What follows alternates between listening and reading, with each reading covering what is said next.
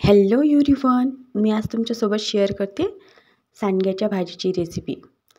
आपण कमी साहित्यात एकदम टेस्टी अशी भाजी बनवूया, जी तुम्हाला नक्कीच खूप आवडेल। एकदम झणझणीत मस्त टेस्टी अशी भाजी। चला तर मग बनवूया मस्त सांडग्याची भाजी, जी नक्कीच तुम्हाला खूप आवडेल। सांडग्याची भाजी बनवण्यासाठी मी अर्धी वाटी सांडगे घेतलेले आहेत।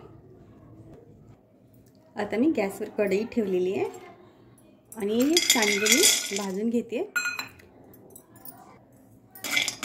कमी गॅस करूनच भाजून घ्यायचे, एकदम लो गॅस ठेवायचा म्हणजे छान भाजले जातात सांडगे। सांडगे मस्त भाजले, कमी गॅस करून भाजले ना, कमी आचेवर तर एकदम छान भाजले जातात। मस्त खमंग असे छान भाजून घ्यायचे। आता आपण हे सांडगे थंड करून घेऊ। मी गॅस बंद करून घेते। सांडगे भाजून घेतलेले मस्त थंड झालेले, हे छान थंड करून घ्यायचे सांडगे। आणि नंतर हे सांडगे आपण थोडे असे जाडसरच वाटून घ्यायचे, थोडे थोडे एकदम जाडसर थोडे वाटून घ्यायचे। हे बघा, या टाइप मध्ये वाटून घ्यायचे। तुम्हाला पाहिजे तर तुम्ही अख्खे ठेवू शकता सांडगे, पण थोडे असे जाडसर। एक सांडगेचे 4 तुकडे केले ना, मग मस्त आपली भाजी एकदम टेस्टी बनते। आता मी पाववाटी शेंगदाणे घेतलेले, शेंगदाणे मी भाजून घेतलेले। तर या शेंगदाण्यामध्ये मी टाकून घेते लसणाच्या 8-10 पाकळ्या। हे शेंगदाणे पण आपण जाडसर वाटून घ्यायचे लसणासोबत। हे बघा, शेंगदाणे पण लसण सोबत असे मोठे मोठे वाटून घ्यायचे, असे जाडसर या टाइप मध्ये। आता मी तडका देऊन घेते। तर मी कढईत घेते 3 चम्मच तेल, 3 ते 4, तुम्ही तुमच्या आवडीनुसार कमी जास्त तेल घेऊ शकता। तेल गरम झाले, याच्यात मी टाकून देते एक लसणाची पाकळी। लसूण गोल्डन ब्राउन झालेला आहे। लसूण गोल्डन ब्राउन झाला, याच्यामध्ये मी टाकून घेते बारीक कट केलेला कांदा। एक मीडियम साईजचा कांदा बारीक कट करून घेतलेला आहे।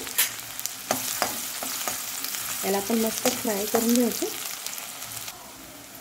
मी टाकून घेते याच्यामध्ये अर्धा चम्मच मीठ, चवीपुरतं मीठ टाकून घेते कांद्यामध्ये, म्हणजे कांदा आपला पटकन ब्राऊन होतो। कांदा छान ब्राऊन झालेला आहे, तर मी याच्यात टाकून घेते 2 चम्मच काळा मसाला। याच्यामध्ये मस्त मसाला आपण फ्राय करून घ्यायचा आहे। तुमचा मसाला किती तिखट आहे याच्यावर तुम्ही कमी जास्त मसाला टाकून घ्यायचा आहे। तर हा मसाला आपण मस्त 1 मिनिट फ्राय करून घ्यायचा आहे छान। मसाला मस्त फ्राय झाला की भाजीला पण छान टेस्ट येते। आणि गॅस कमीच ठेवायचा आहे आणि मसाला फ्राय करायचा आहे, नाहीतर पटकन करपला जातो मसाला। मसाला मस्त फ्राय झालेला आहे, तर याच्यामध्ये मी टाकून घेते आता पाव चमचे हळदी। हळदीला पण आपण फ्राय करून घेऊ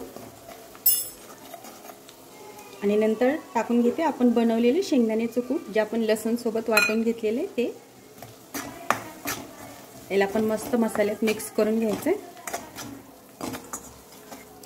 आता 1 मिनिट हा मसाला आपण छान कमी गॅसवरच भाजून घ्यायचा आहे, मस्त फ्राय करून घ्यायचा या मसाला सगळा एकत्र। आपला मसाला मस्त फ्राय झालेला आहे, तर आता याच्यामध्ये मी टाकून घेते आपण भाजून वाटलेले सांडगे।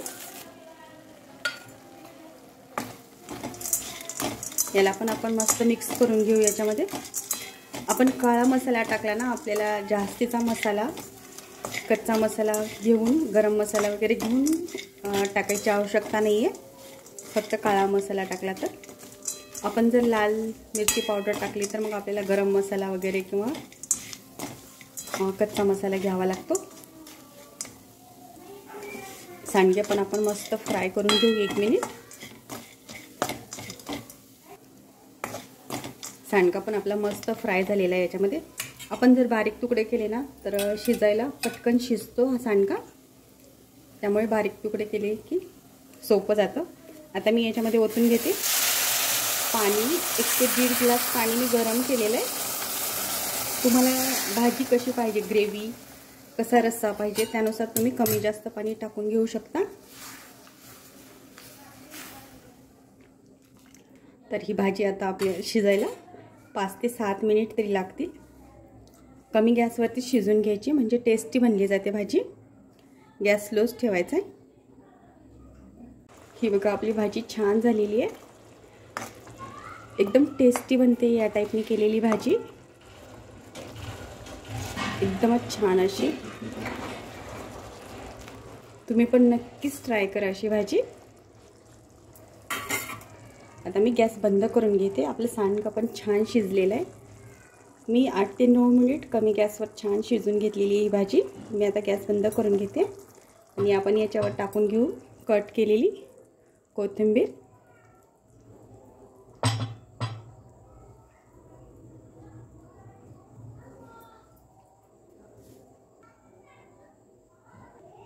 ही पहा आपली भाजी खूप छान झालेली आहे. ही दिसायला तर छान दिसते पण टेस्टी पण खूप बनते. तर तुम्ही पण नक्कीच ट्राय करा अशी भाजी. आणि तुम्हाला आजची रेसिपी कशी वाटली तेही सांगा. आणि तुम्हाला आजची रेसिपी आवडली तर नक्कीच लाईक, शेअर आणि सबस्क्राईब करा. भेटूया पुढच्या रेसिपीसोबत.